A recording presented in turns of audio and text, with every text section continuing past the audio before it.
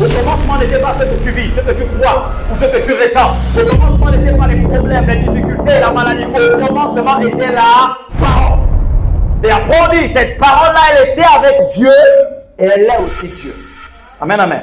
On parle de la puissance de la parole.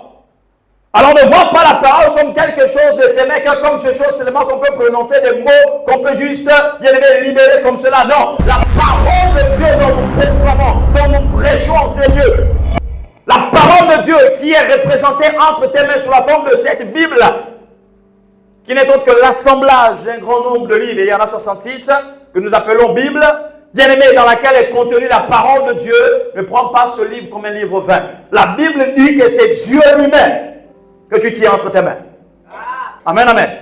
Et sache que rien de ce qui existe, rien de ce qui a été fait, n'a été fait. Amen, amen.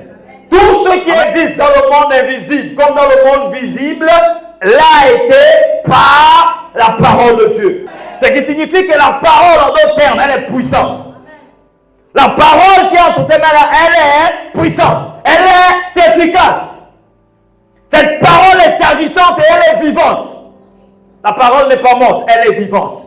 Elle a la capacité de créer. Elle a la capacité de donner la vie. Comme aussi la capacité de donner la mort. Amen, amen.